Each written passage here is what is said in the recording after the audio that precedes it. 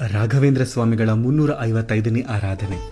ಇದು ಬೃಂದಾವನದಲ್ಲಿರುವಂತಹ ರಾಯರು ಕಣ್ತೆರೆಯುವ ಸಮಯನ ತಿಳಿಯೋಣ. ಈ ವರ್ಷದ ಆರಾಧನೆಯ ದಿನಾಂಕ ಆಗಸ್ಟ್ 29, 30 ಹಾಗೂ 31. ನೋಡಿ, ರಾಯರು 1671ರಲ್ಲಿ ಸಶರೀರವಾಗಿ ಬೃಂದಾವನ ಪ್ರವೇಶಿಸಿದ ದಿನ. ಅದೇ ಆರಾಧನೆ. ಇದರಲ್ಲಿ ಪೂರ್ವಾರಾಧನೆ, ಮಧ್ಯಾರಾಧನೆ ಹಾಗೂ ಉತ್ತರಾರಾಧನೆ. ಇದರಲ್ಲಿ ಮಧ್ಯಾರಾಧನೆಯ ದಿನ ರಾಯರು ಬೃಂದಾವನವನ್ನ ಪ್ರವೇಶ ಮಾಡಿದ ದಿನ.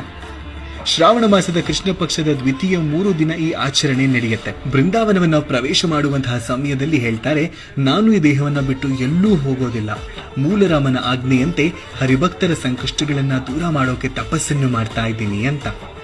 ಮತ್ತೊಂದು ನಂಬಿಕೆ ಅಂದ್ರೆ, ಆರಾಧನೆಯ ಸಮಯದಲ್ಲಿ ಸಾಕ್ಷಾತ್ ರಾಯರು ಕಣ್ತೆರೆದು ಭಗವಂತನ ಉಪಾಸನೆ ಮಾಡೋ ಭಕ್ತರನ್ನ ಆಶೀರ್ವದಿಸ್ತಾರೆ ಅನ್ನೋದು. ಬೃಂದಾವನವನ್ನು ಸೇರುವ ಮುಂಚೆ ಅದೆಷ್ಟೋ ಪವಾಡಗಳನ್ನು ಮಾಡಿದ್ದಂತಹ ರಾಯರು ಈಗಲೂ ಸಹ ಸಾಕಷ್ಟು ಪವಾಡಗಳನ್ನು ಮಾಡ್ತಾನೇ ಇದ್ದಾರೆ.